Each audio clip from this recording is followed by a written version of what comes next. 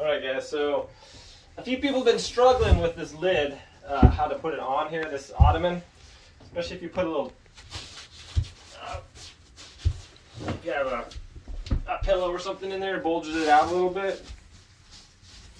So you try to keep this centered if you can, but if not, oh well. Okay, so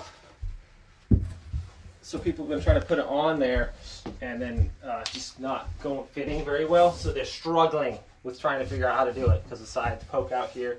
So just get one side down like this, and then you just kind of go down the sides, push, make sure the sides fit in on both sides. There you go. Sometimes if you got more stuff jammed in there, it's going to stick out a little bit. So just get one side down.